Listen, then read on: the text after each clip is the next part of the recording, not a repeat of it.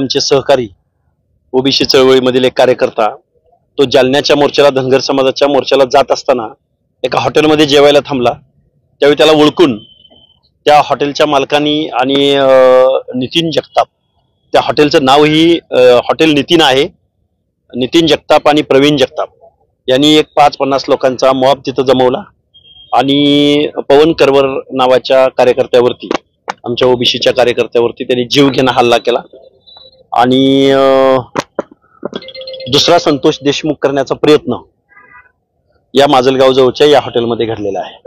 आणि नितीन जगताप आणि प्रवीण जगताप यांच्या पोस्ट एक 20 ऑगस्टला त्यांनी पोस्ट केलेली होती। ते विजयसिंह पंडितांचे कार्यकर्ते आहेत, ते रेती सम्राट म्हणून त्यांची ओळख आहे आणि त्यांचे फोटोही विजयसिंह पंडितांबरोबर आहेत।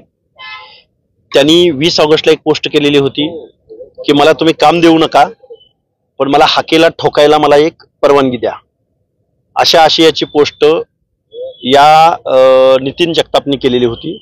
आणि काल तो कार्यकर्ता अनायासे हॉटेल आहे आणि आता आपल्याला जेवायचं आहे म्हणून जेवायला तिथं गेला आणि त्यांच्या ते लक्षात आल्यानंतर बाहेर पडत असताना 5-25 लोकांनी मिळून त्याच्यावरती जीवघेणा हल्ला केलेला आहे। पाय फ्रॅक्चर आहे, हात फ्रॅक्चर आहे आणि डोक्यामध्ये त्याच्या वार झालेला आहे, रॉडनी वार केलेला आहे। हा जीवघेणा हल्ला आहे। तशी कलमं SP साहेबांनी लावलेली आहेत।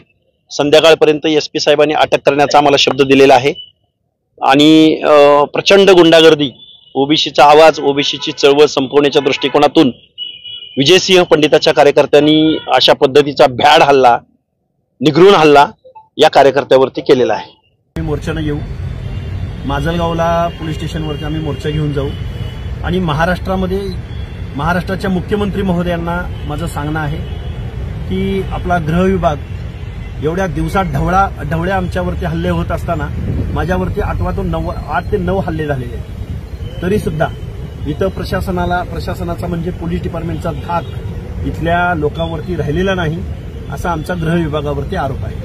आरक्षणाची लढाई ही मुद्द्यावर आली आहे का? ही मुद्द्यावर कुणी नेली, का नेली हे महाराष्ट्राला माहिती आहे।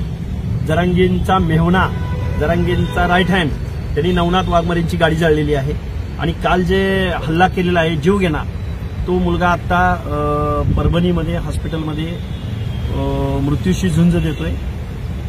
एक धनगर समाजाचा पोरगा आहे, त्या पोराचा ठीक आहे मोर्चामध्ये आंदोलनामध्ये मग आम्ही सहभागी व्हायचं की नाही, आता आम्ही ओबीसीने इथं राहायचं की नाही, आम्ही आता घर सोडून जायचं का, आम्हाला महाराष्ट्रामध्ये आता असुरक्षित वाटायला लागलेलं आहे।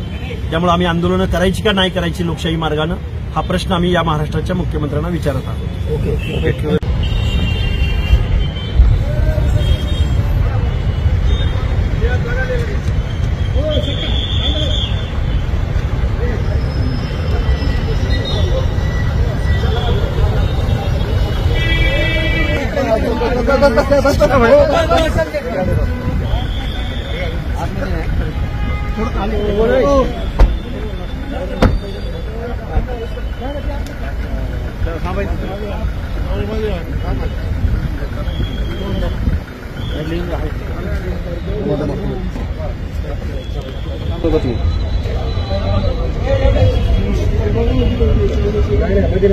चला